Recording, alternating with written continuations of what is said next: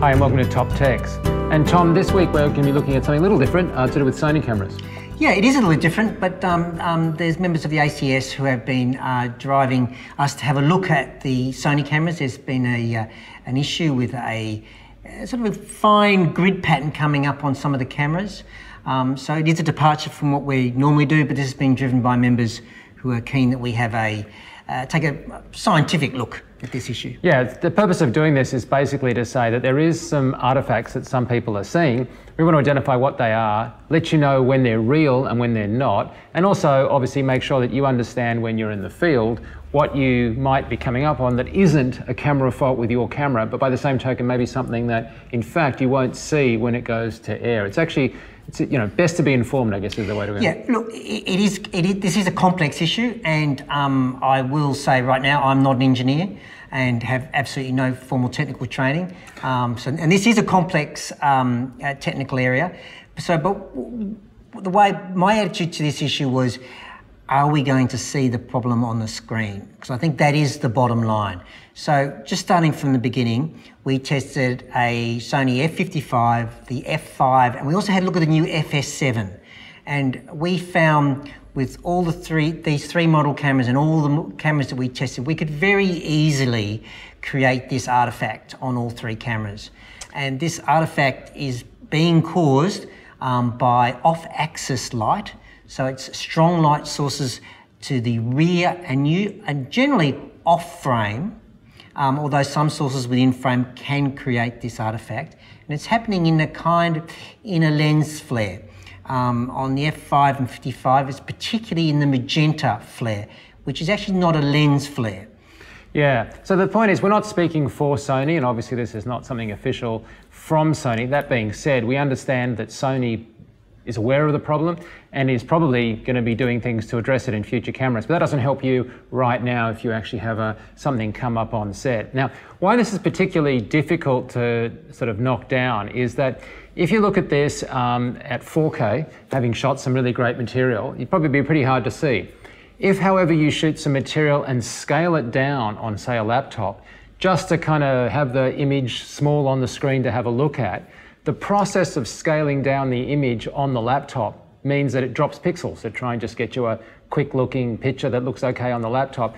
And that acts like a kind of a moire pattern to accentuate the problem. So you might sort of scale a picture down just by dragging the corner of a window viewer in say the raw viewer, and suddenly you go, oh my God, what am I looking at? This looks horrific. Yes, and yes, your initial reaction when you see that is, oh my God, there is a serious problem. And it's more when you are dynamically changing that resolution of that image on your laptop that you see this problem loud and clear. Although you're not actually, I think, seeing the grid pattern per se, you're seeing a moire. Yeah, so basically what we've got is we've got a pattern that's forming on the image. It really actually is in the image. That's a light and dark. So think of it a bit like just a checkerboard pattern. It isn't as simple as that, but let's just talk about it that way for a second. And as I scale an image up and down, what happens in the computer is it's trying to just quickly give you what's going on for interactive feedback. Makes perfect sense. And if it happens to pick the black pixels or the darker ones and then skips a couple and hits another darker one and then hits a white and then a dark and a dark, it makes the image look more pronounced in this error during that phase. Now, we should point out we're not getting rid of it when we say it's more pronounced. We're just simply saying it's kind of magnifying it and it looks kind of, pretty worrying. Yeah. At the other end of the spectrum, if we think about what's actually happening, when you downscale the image, you are having this checkerboard pattern become less obvious and less apparent. So Tom, I think you'd agree that if I was to shoot something, leaving aside an extreme example for a second, if I was just to shoot normal stuff, this isn't what I would see. No, exactly. And I think what we attempted to do was real world scenarios. In other words, let's look at these images, let's transcode them to, and we're using Apple ProRes 422 as a sort of a certain industry standard that I'm normally dealing with. We're transcoding those to 1920 1080s, which I find a 90-odd% of the material that I ever deal with is dealt with in that format or delivered in that format. And we had a look and just to see, is this grid artifact translating all the way through to the final product? And generally, as a rule, I struggle to see that Artefact when we actually did the transcodes. Yeah, and more to the point, on normal footage, like we are being filmed now, you wouldn't see it, right? It's, as we said, Tom said earlier, it's if you're getting a flare, what tends to happen is it's causing the artifact. If it's then caused, you're going to see it more in a preview, but probably not so much in the master. Though I would say one step beyond that is that when it's actually transmitted, it's almost impossible to expect to see that at home. Yeah, look, I mean, different standards for different people. In some circumstances, that grid pattern is more noticeable, especially when you start zooming into the picture. Certainly, recording in 4K, certainly on their 55 that we tested in full 4K RAW, the actual grid pattern seems to actually photograph into the image a lot smaller, and I couldn't get it to present itself as a problem at all. If you're recording in the 2048 or the 1920 formats, that grid pattern is larger. But in 1:1, if you're viewing on a 1920 screen and you're not zooming in, I personally, in my opinion, it's not a problem. Yeah, I will say this though, that it is, there have been some shots, in particular I'm thinking of the helicopter shot, yeah, where we've actually seen a pronounced result. Now, I guess the point of saying all this is that there are circumstances that you'll get a pronounced result, though they themselves are pretty darn rare. They're very specific. It's a certain off-axis angle, a particular angle, and I couldn't tell you what it is, but where that light is outside the image that makes that grid pattern very strong. I was told that it is actual light slipping past the CFA filter on front of the, because you've got a CMOS sensor, and in front of that is a filter, a coloured filter with red, green and blue, making each pixel, assigning it to a red, green and blue function. And that's a mask that sits in front of that sensor. So when light's coming in from the side, it's getting past that CFA filter and lighting up adjacent pixels. Now, the actual process there to create the grid, I'm uncertain. It's been described to me as a diffraction or reflection within the sensor itself, that we are actually seeing some of the structure of that sensor. Yeah, I have my own personal theory on this. I think it's actually might be to do with the sensors that are in there for the noise on the Sony chips to moderate the noise. And I think it might be more of a shadowing from those. In other words, the light is coming in just as you described, but it's causing an irregularity in the levels of light by what's going on there. But in both cases, we don't actually know. We're just speculating. No. But it's that kind of level of stuff that's going on. But I guess the point I wanted to make is that this is happening, as you say, fairly rarely, but it is possible that you will get that and you will see it. If that's the case, that's bad, but you should know what's going on. It isn't that it's a camera fault, it's just a peculiarity of the Sony. And it's a bit different between the cameras. And it is a dilemma for in the field, because the nature of the Sony viewfinders is the resolution is insufficient for you to see that grid pattern. So if you're actually getting that in your image, you won't see that on location, unfortunately. But let me also add that a simple top flag and even side flags. I've spoken to quite a few cinematographers on this. I've spoken to cinematographers who shot 2 major network television dramas using a Sony M55, and they were utterly unaware of this issue.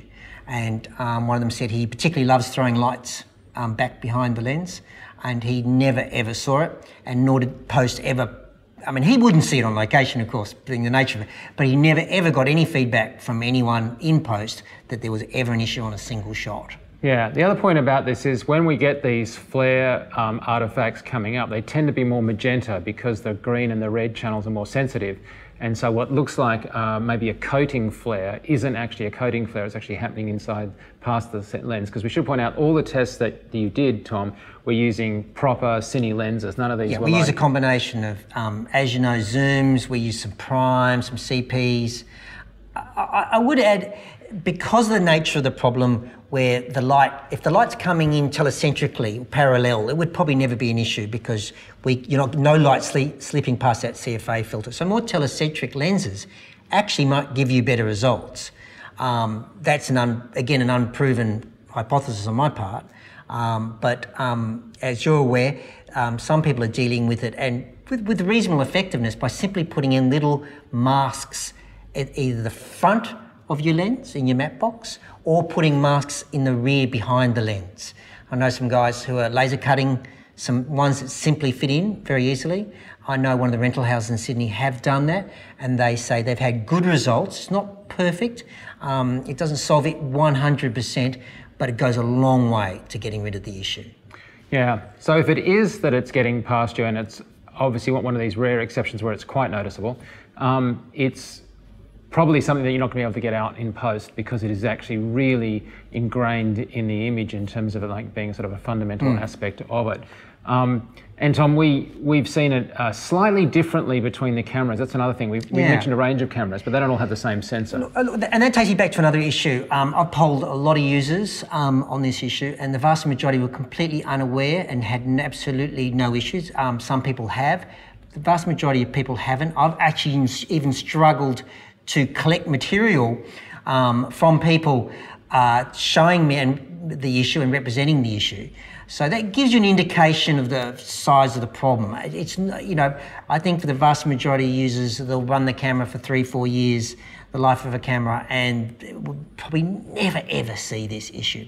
Having said that, if you do see it, it's there. It's not your fault. It's not the particular camera having a fault. It's just the design aspect that's going into the chips. Absolutely, and if you do see that problem, and especially when you're seeing it in a computer, on a viewer, on a screen, and you're dynamically changing that, transcode out the footage. Actually have a look at it in the resolution and on a screen that you're likely to view it on. If it's for channel television, have a view it on not on the computer screen, but on a computer monitor, a broadcast monitor connected to your computer, and have a look and see if you've got a problem, because I suspect in the vast majority of cases it will disappear or go down to a level that you really have to step up very close to that monitor and look and go, oh, I can just see that. And can I suggest there's very few cameras that once you go very close, if you really want to pixel peep, there's very few machines that you're not going to see some type of artifacting when you go into the pixel peeping stage. Absolutely, but I will say it's incredibly reassuring for clients if you can know what something is, identify where it's coming from, and explain that it's, you know, the property of what's been happening. It's one of those things, and not that you just don't know what's going on and there's an error and it might be your camera that you haven't been hiring. A lot of people will happily work around a problem if they know what's going on. It's the not knowing that I think can cause a lot of angst on set. Absolutely. And then once you do know, you can take steps, A, to prevent it even happening in the first place, and B, once you're in post, it can be a logical answer to this issue. And then that is really have a look at it in its final format. Well, again, thanks so much, Tom, for doing all those tests. And if you've got any questions or whatever, please fire them off, because we love to hear from you guys. Yeah, and generally, especially on this issue, because it's been hard to get a lot of feedback from people. So if people disagree, I would like to hear. And just to reiterate an earlier point, we did contact Sony, and we don't know what Sony may or may not do, but we're pretty sure they're aware of the issue. We're not raising something we haven't raised with them. Absolutely, Sony is aware. Sony Australia and New Zealand have been particularly forthright and helpful. There's no denial in a sense from them that the... Yeah, no one's running away and declaring No, it's a absolutely, non-issue. and they are working on it. They do not see it as a major issue, and I have to say I do agree with them, but it is an issue that they are dealing with, and I'm sure in the next generation of chip design that will go on the whiteboard for the engineers, and we won't be seeing it. Well, thanks so much for being with us. Appreciate it, Tom.